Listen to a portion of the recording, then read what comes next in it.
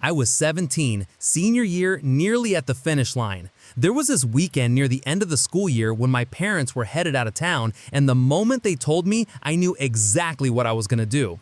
It was perfect. No supervision, no curfew, just me, the house, and an idea that felt too good to pass up. An end-of-the-year party. I hit the store that same day, tossing 3 massive bags of red Solo cups into the cart, followed by a bulk bag of ping pong balls. The clatter of plastic against plastic sounded like opportunity. Then I slipped my older brother some cash, he was 21, and asked him to handle the important part, the alcohol run. Beers, liquor, whatever he could grab. He didn't even question it. Our house was ideal for it. It sat tucked away at the end of a cul-de-sac, bordered in the back by a patch of land that acted as a water collection zone, basically a dead zone. No neighbors on that side, no one to complain about the noise. It gave the place an isolated feeling, like we could get away with anything. My brother invited about 10 of his own friends just to get things going, as he put it, and around 9 o'clock, people started to show up. At first, it was exciting. Familiar faces, music pumping through the speakers, drinks being poured, laughter bouncing off the walls. I'd made it open invite to most of my grade, so I wasn't surprised when more and more people flooded in. But by the peak of the night, there were easily 60, maybe even 70 people crammed into my house. The air was thick with sweat and alcohol, music vibrating through the floorboards. It was louder, wilder, more chaotic than I'd imagined, and I started to feel it slipping out of my hands. That's when I noticed something unsettling. Strangers, kids I didn't recognize started filtering in, faces I'd never seen before, wandering through the halls of my home like they belonged there, laughing, drinking, opening doors. That was my line. I knew I had to take control or things would spiral. I went to the front door and locked it. From that point on, no more randoms. Every time someone left, I'd shut the door behind them and click the lock again. It became a ritual. Lock it. Always lock it. Because something about those unfamiliar faces felt wrong. Too quiet. Too curious. And not everyone, I would soon realize, had come to party. Later that night, when the crowd had thinned to about 20 kids still lingering around the house, my friend Peter pulled me aside. There was something uneasy in his expression, something that didn't match the hazy, drunk buzz everyone else was writing. "Hey," he said, glancing toward the hallway, "who was that guy that just went upstairs?" I blinked, confused. "What guy?" Peter furrowed his brow. "Some random dude. He walked up your stairs like a minute ago. Didn't say anything, just went up." A chill settled into my spine. I hadn't wanted anyone upstairs. That part of the house was supposed to be off limits, just bedrooms up there, private, quiet, empty. I didn't hesitate. I left Peter and jogged up the staircase 2 steps at a time, heart picking up a beat as I reached the landing. The hallway was dark, only lit by the faint orange wash from the street lamp leaking in through the window at the end. Shadows moved lazily across the walls as I pushed open the doors one by one. All the bedrooms were dark, still. I flicked on the light in the guest room, nothing. Checked the bathroom, empty. My parents' room, untouched. I saved my bedroom for last. The door creaked open, and I paused for a second before stepping in. It was dark inside, still, undisturbed. I turned on the light and scanned every corner, bed, closet, under the desk, nothing. It looked exactly how I left it. I made my way back downstairs and found Peter again, slouched by the kitchen counter. He looked up as I approached. "Nothing," I told him. "Place is empty." But Peter didn't look convinced. He shook his head slowly, firmly. "No, someone's still up there," he said, voice flat with certainty. "I swear to God, dude, I saw him. He was wearing a hoodie, walked up like he knew where he was going, didn't even look around." His eyes didn't waver. He meant it. And something about the way he said it made my skin crawl. So we both went back up, together this time. We flipped on every light, opened every closet door. We ducked down and checked under every bed, behind every curtain. I even pulled open the attic panel just to be sure. Still, nothing. No guy, no movement, not even a trace. Eventually, we gave up and went back down. I tried to laugh it off, chalk it up to the alcohol, maybe even the weird lighting. Peter had been drinking after all, and pretty heavily too. It wasn't exactly a stretch to think he might have imagined something. Still, he was one of the few people I actually trusted enough to crash at my place that night. Funny thing was, Peter didn't even wait for everyone else to leave. He passed out on the couch not long after that, out cold, like the whole thing never happened. But I couldn't quite shake what he said. The way he was so sure, the way he didn't laugh. Like maybe, just maybe, he hadn't been wrong. It was probably around 2 in the morning when the last of my friends finally trickled out. The house was quiet now, eerily quiet compared to the chaos from earlier. My brother had already crashed in his room upstairs, door shut tight. Downstairs, Peter and my other friend, John, were both knocked out cold on the living room couches, lost to the heavy pull of alcohol and exhaustion. I was dead tired myself, worn out, a little drunk, but still riding the fading high of a successful party. Everything had gone better than I expected. I dragged myself upstairs and headed into the bathroom. My reflection in the mirror looked just as wiped out as I felt. Eyes heavy, skin flushed, a slight haze clinging to my thoughts.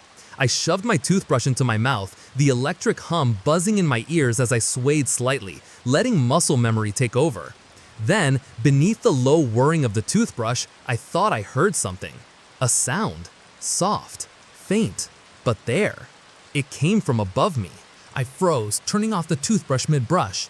The silence that followed was thick, almost pressing in around me. I held still and listened, eyes locked on my own reflection. But nothing came. Just silence. Maybe I was imagining it. Maybe it was just a house settling or the alcohol playing tricks. I rinsed out my mouth and wiped my face, suddenly craving the comfort of my bed. But just as I stepped into my bedroom, right as I was about to collapse onto the mattress, I heard it again. A dull thump. This time it was clearer. A single, deliberate sound, muffled but distinct, coming from directly above me. The ceiling. I felt a twinge of unease crawl down my spine. I stepped back out into the hallway and made my way to my brother's bedroom door. Maybe it was him. Maybe he dropped something or stumbled in his sleep. I knocked a few times, then harder. No answer. I waited. Nothing. I knocked again. "Hey," I said, not too loud. "You up?" Still no response. The unease twisted into something heavier now, an itch in the back of my mind that wouldn't let go. That thump, it didn't sound like it came from a bedroom. It came from above the bedrooms. And that's when the thought hit me. The attic. I don't know why it took me that long to consider it. Maybe because I'd never really thought of it as part of the house. I'd never been up there before, not once. It was just this quiet, forgotten space that no one used. But now, standing there in the hallway with the air feeling colder than before, I couldn't ignore it. I went to the hallway closet and pulled out the metal hook meant for the attic hatch. My hands felt just a little unsteady as I reached up and latched onto the pull cord. The ladder creaked down, stiff from disuse. I stared into the black square opening above, gaping and still. I had no idea what I was going to find up there, but I knew something was waiting. I climbed slowly up the creaking attic ladder, each step groaning beneath my weight. The space above was swallowed in thick blackness, quiet, unmoving, and stale with the scent of dust and insulation. I reached the top, crouching just above the opening, and felt around blindly across the wooden floorboards, palms brushing against cold splinters and old debris. Somewhere in the dark, my hand bumped against a cord dangling from the ceiling. A pull string. I yanked it downward, and with a faint click, a single overhead bulb sputtered to life, blinking a few times before settling into a weak, flickering glow. The light barely illuminated the center of the attic, casting long shadows across the plywood floor. The door hatch below was bathed in pale yellow, but everything beyond the central area, the far corners, the slanted walls, remained hidden in deep shadow. Still, even in that quiet, dim space, I felt something. Something else was in there. The air felt heavier than it should have been. Still, tense. "Is anybody in here?" I asked, my voice low and uncertain as it drifted through the attic. It felt ridiculous to ask, but I needed to hear the silence back. I needed it to feel empty. It didn't. A sudden clatter echoed to my left. My heart skipped a beat. Near one of the corners, a cardboard box tipped over, fell like it had been nudged. My eyes snapped to it, and behind the box, I saw movement. Quick, sudden. Someone, crouched low, darted behind another stack of boxes. I only caught a glimpse, but it was enough. This wasn't a kid. It was a man, an adult man, hunched, moving fast but low, as if he'd been hiding, waiting. My breath caught in my throat. Then, just behind me, I heard something else. The faint, crinkling whisper of a plastic bag being brushed up against, coming from the opposite side of the attic in a completely different direction. I didn't even look. I bolted. I jumped backward onto the attic ladder, nearly slipping as I fumbled my way down in a panic.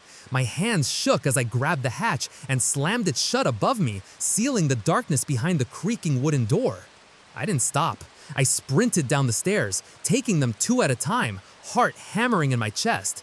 The house felt colder now, emptier, like whatever was up there had shifted the air itself. I found Peter and John downstairs, both still half asleep on the couches. I shook them hard, shouting, words tumbling out in panicked bursts. It took a few seconds before they really registered what I was saying, before the grogginess melted from their faces and they started to grasp what I was telling them. "There's someone up there," I gasped. "In the attic, someone's up there." Peter sat up fast. "Call the cops," he said immediately. "No hesitation. Now. Just call them." And I did. I don't know why I needed someone else to say it. Maybe I just needed permission or reassurance that I wasn't overreacting. But the moment he said it, I pulled out my phone and dialed. Because whatever I saw up there, it wasn't supposed to be in my house. We didn't wait long. Right after I made the call, I rushed back upstairs with Peter and John close behind, all of us still half pulling ourselves out of the adrenaline-fueled panic. We stopped in front of my brother's door again, this time pounding harder, yelling his name over and over. Still nothing. No answer. And this time, it hit differently.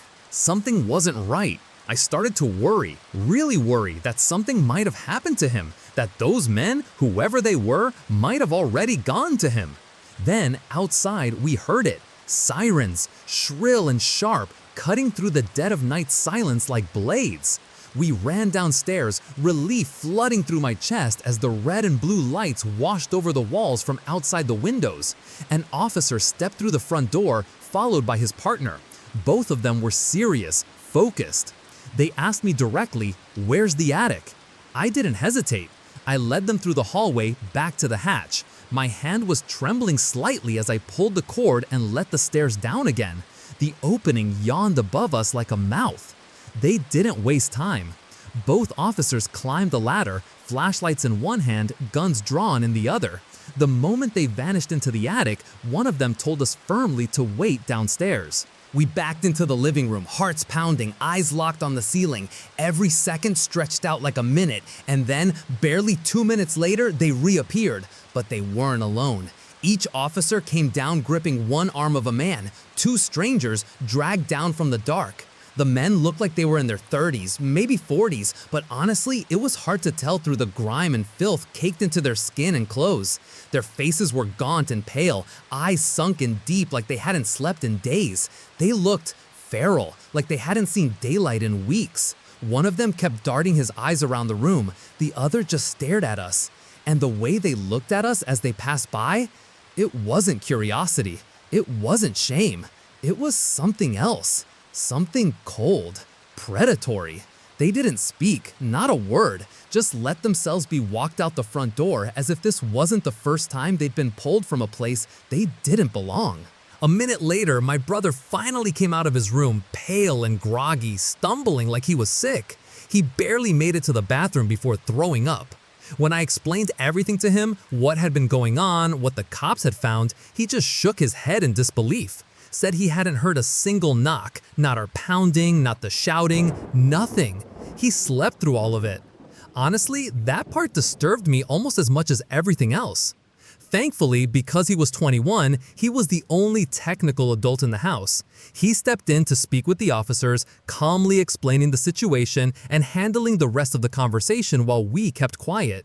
And somehow, we got lucky. The cops let it go, no one got in trouble, no formal reports, no contact to our parents. It stayed a secret. But that night, I learned something I'll never forget. Sometimes it's not the people you invite into your house you need to worry about, it's the ones who were already there.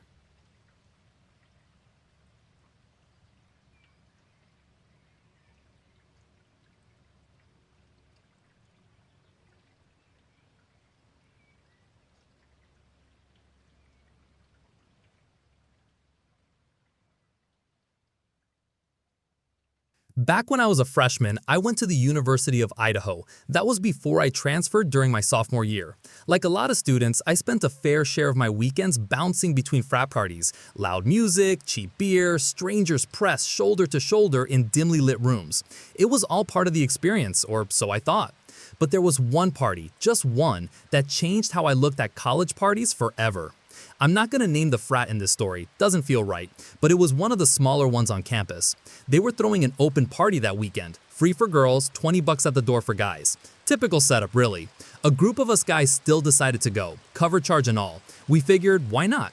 The moment we stepped inside though, something felt off. Yeah, it was packed, wall to wall with people. But the whole place gave off this grimy, claustrophobic energy.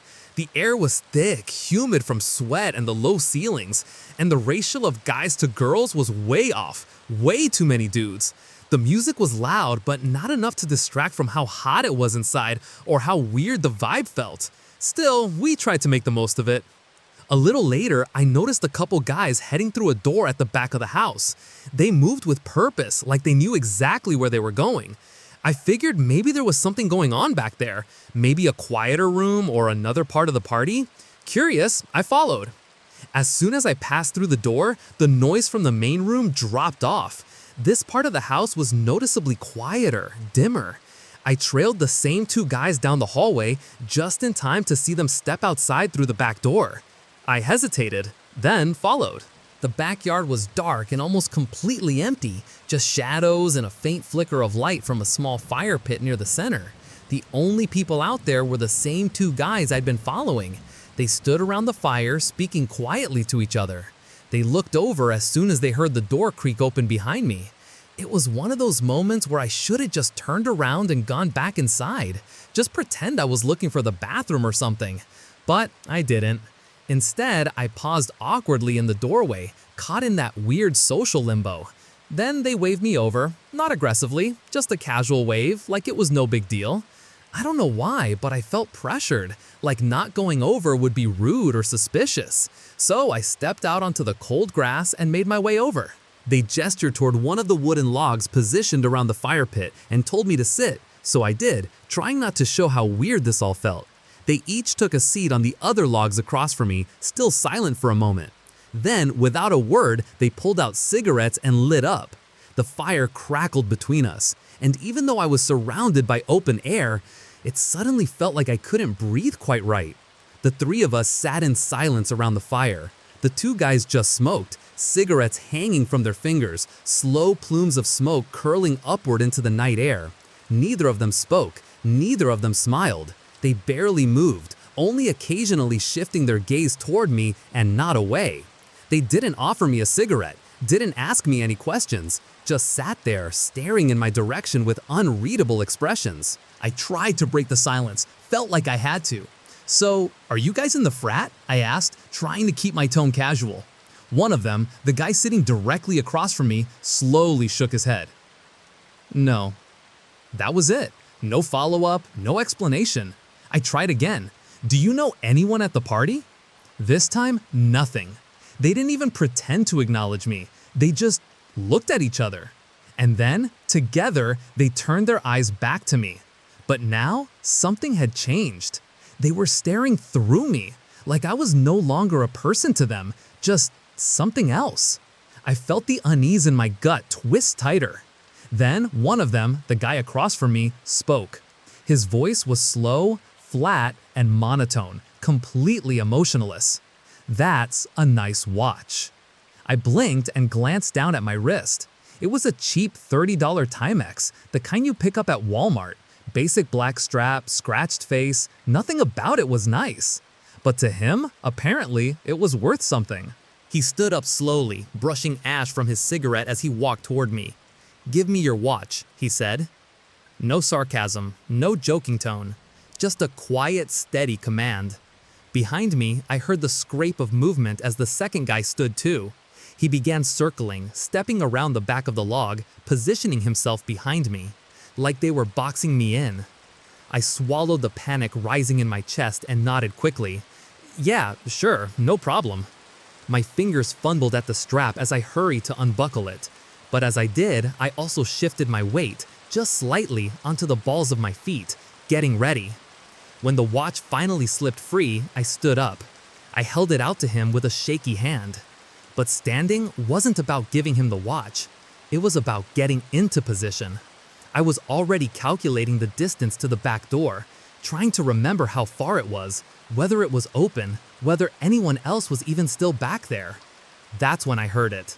A flick behind me, followed by a soft swish of metal slicing through air, the unmistakable sound of a blade being opened. My stomach dropped. Then the guy behind me spoke, his voice low and deliberate. "Take off your shirt." And that was it. That was the moment I stopped thinking. I bolted. It took me maybe 3 seconds, if that, to make it to the back door. I didn't look behind me, didn't check to see how close they were or if they were even chasing me. My only thought was get inside, now. I burst through the door and into the hallway, heart slamming against my chest like it was trying to escape.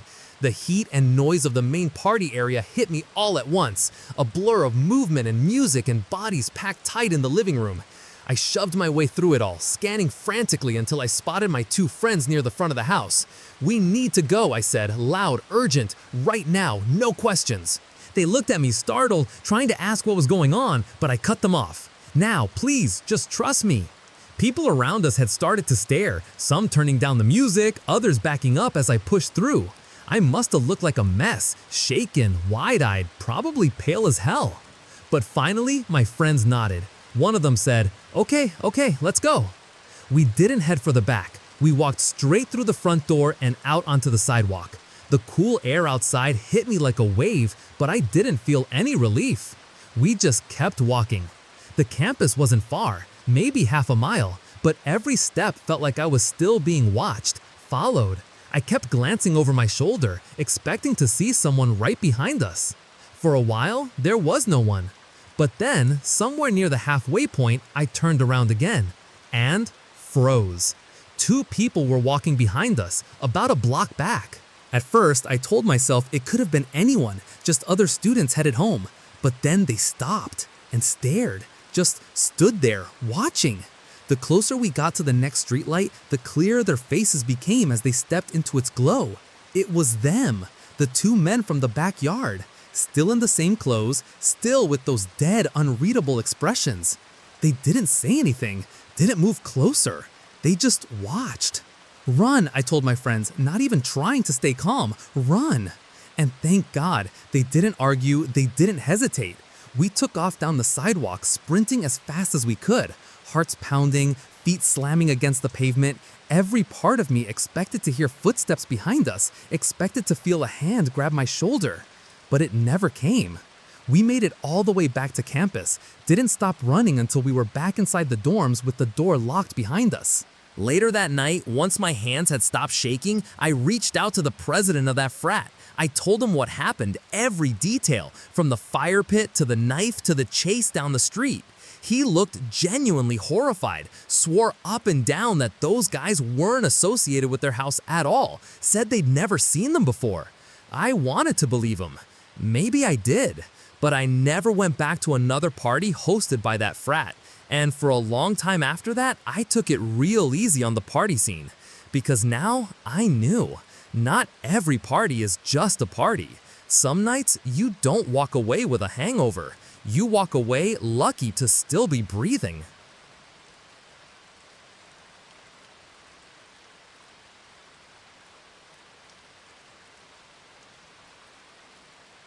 Back in the day, I used Tinder a lot, mostly on weekends when I had nothing better to do. I'd scroll through profiles, hoping to match with someone chill enough to hang out for the night. It was more about killing boredom than anything else. One Friday night, I was hanging out in my room with my friends Steve and Raj. We were just sitting around, bored out of our minds when I got a match. She looked cool, cute pictures, laid-back vibe in her bio. Nothing sketchy jumped out. To my surprise, she messaged me first. She said there was a party going on and told me to pull up. Naturally, I asked for the details, what town, what time, what address. She responded fast, dropping the full location. It was in a town just a few minutes from us. I copy-pasted the address into Maps and it popped up as 10 minutes away. Easy. I asked for her number so we could switch to texting, and she sent it without hesitation. We texted a bit, quick back and forth, and I told her, cool, we're on our way. My friends were immediately on board. We were all bored enough to take the gamble. I figured, why not? Even if it sucked, it was better than sitting in my room all night doing nothing. I threw on a pair of jeans and a button-up shirt. My friends didn't even bother changing. They were good to go as is. We called an Uber to take us to the address. As we rolled up, we noticed the house was definitely on the smaller side. In fact, the whole neighborhood looked like that. Tight rows of modest homes, dim streetlights, quiet, kind of rough around the edges. Raj leaned over and muttered, "Ghetto party vibes." And honestly, yeah, that was the first impression. Still, I texted the girl and let her know we were out front. She replied instantly, "Come in." Just then, we heard the muffled thump of bass pumping through the walls. Music was blasting inside, loud, rhythmic, the kind that you feel in your chest even before you open the door. We looked at each other. The music was reassuring at least, sounded like a real party. So we headed up the steps to the front stoop and stepped into something we didn't see coming. The Uber pulled away, its red taillights disappearing down the street and into the night, leaving the three of us standing on the front stoop. I checked my phone. She just texted again, "Just come in." So I did. I reached for the handle and pushed the front door open. It wasn't locked. We stepped inside. Immediately, we were greeted by an empty living room. Every adjacent room, kitchen, hallway, even what looked like a dining room, was brightly lit, each overhead light humming in silence. But despite all the lights being on, the place was dead quiet. Except for the music. It was loud but distant, thumping from somewhere deeper inside the house, like it was coming from behind closed walls or below the floor. And aside from us, there was only one other person in sight. A guy. Up-tempo maybe, punk-looking, faded denim vest, messy hair, slouched in a chair in the corner of the kitchen. He didn't acknowledge us, didn't even look up, just sat there, still, as if waiting for something. I pulled out my phone and texted her again, "We're inside." She replied right away, "Come downstairs." I frowned. Downstairs? "Where's downstairs?" I texted back. "The door right in front of the front door," she responded.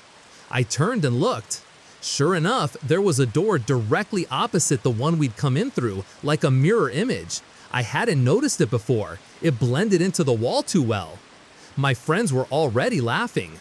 "This is insanely suspicious," Raj said, his voice half joking but with that edge of real concern, like horror movie level suspicious. "Maybe we should just dip," Steve added. He wasn't wrong. But I couldn't shake the curiosity. It was already weird, but now I had to know what was down there. I reached for the handle and opened the door. It creaked open, revealing a staircase leading straight down. The air changed instantly. A deep blue glow spilled up from below, cool, unnatural light that filled the stairwell. And the music? It was definitely coming from down there, louder, thicker, pulsing through the walls now like a heartbeat. I looked back at my friends. Then I started walking. Each step down creaked beneath my shoes. The walls on either side were bare, and the blue light at the bottom made it hard to see clearly, almost dreamlike, like something out of a music video or a nightclub. Except the vibe was completely wrong. Raj followed right behind me, close enough that I could hear his breathing over the music. Steve, though, he didn't budge. He stayed at the top step, peering down, clearly unsettled. "Let me know what's down there," he called, his voice slightly distorted by the pounding bass. I nodded, barely glancing back. The music was deafening now, not just loud, oppressive. It filled my ears, made it hard to think. I kept ascending step by step until I reached the point where I could finally see into the basement. And that's when I stopped. Because what I saw wasn't a room full of people dancing. There were no flashing lights, no drinks, no crowd, just a long line of men. They stood shoulder to shoulder along the far wall, silent, leaning back like they'd been waiting there a while, each one staring directly at me. Their eyes didn't move, and neither did they. Some of the guys against the wall were wearing do-rags. One had a backward baseball cap. Most of them looked like they were in their 20s or 30s. Different builds, different styles, but what stood out wasn't how they looked. It was how still they were, just lined up, pressed along the far wall, like they'd been there the entire time, waiting for something, waiting for us. They were all in the blind spot of the stairs, tucked just far enough into the corner of the basement that you wouldn't see them until you were almost all the way down. And all I could think was, this is a trap. Before I could even say anything, a sudden noise broke out behind us, a shout, a commotion coming from the top of the stairs. I turned and looked up, and there was Steve locked in some kind of struggle with the same punk-looking guy who had been sitting in the kitchen earlier. The two of them were clashing at the top of the staircase, blocking our exit. I felt my stomach drop. "Raj, move!" I shouted, shoving him forward. "Get the fuck up there!" We raced back up the steps.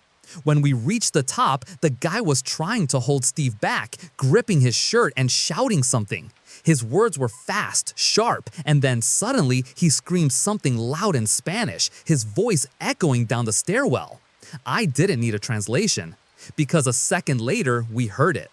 Footsteps, fast ones. I turned in time to see 4, maybe 5 of the men from the basement suddenly sprinting for the stairs, their silhouettes lit by the eerie blue glow behind them. My blood turned to ice. It was like something out of a nightmare, and in that split second, there was no time for thinking, just move. The guy trying to block us was strong, but there were 3 of us and only one of him. Adrenaline took over. We shoved him hard, and he stumbled back into the wall. Then we ran. We tore through the living room, past the furniture, past the lights, and out the front door, slamming it behind us with maybe 2 seconds to spare. We didn't look back. We just ran. The 3 of us, thankfully all in decent shape, ran full speed down the dark street, our shoes pounding the pavement, breath coming in gasps, hearts racing. We didn't stop for blocks.